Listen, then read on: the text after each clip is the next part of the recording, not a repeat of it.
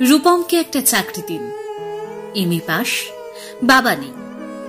আজ সে প্রেমিকা, সে আর 2-1 মাস দেখবে। তারপর নদীর এপার থেকে নদীর ওপারে গিয়ে বলবে, রূপম আজ চলি, তোমাকে মনে থাকবে চিরদিন। রূপমকে একটা চাকরি দিন, যে কোনো কাজ, পিয়নের কাজ হলেও চলবে। তমাল বাবু ফোন তুললেন। ফোনের অন্য প্রান্তে যারা কথা বলেন তাদের যেহেতু দেখা যায় না, সুতরাং তারা দুর্গেও।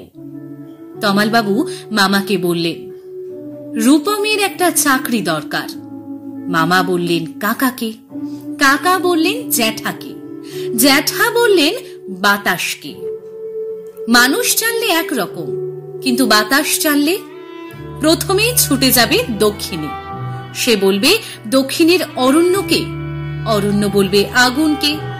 আগুন গেল আলিমুদ্দিন স্ট্রিটে, আলিমুদ্দিন ছুটল নদীকে বলার জন্য। নদী এসে আছড়ে পড়ল উপকূলে। সমুদ্র হিমাচল বলে উঠল, রূপমকে একটা চাকরি দাও।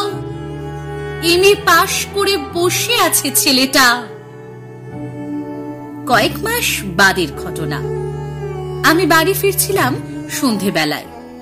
গলির মোড়ে 7-8 জনের জটলা দেখে থমকে দাঁড়ালাম।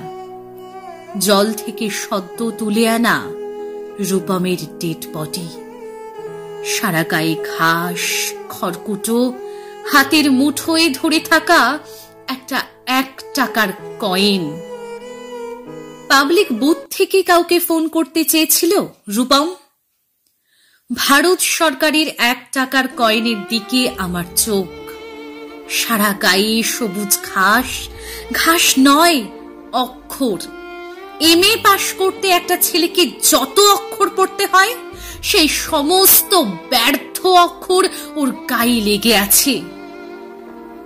একটা ছেলেকে আপনারা কেন এমএ পড়ান? কোন আহ্লাদে 8খানা বিশ্ববিদ্যালয় বানিয়েছেন? তুলে দিন। এই কথাগুলো বলবো বলে ফোন তুললাম পবিত্র সরকারের। ফোন বেজে উঠল, ফোন বেজে চলল, ফোন বেজেই চলল। 20 বছর ধরে ওই ফোন বেজে চলেছে, আরো 20 বছর বাজবে।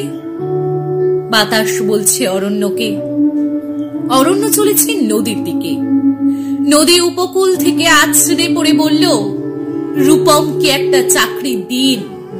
কে রূপম? কে রূপম? রূপম আচার্য, বয়স 26, এমএ পাস। বাঁ দিকের গালে একটা কাটা দাগ আছে।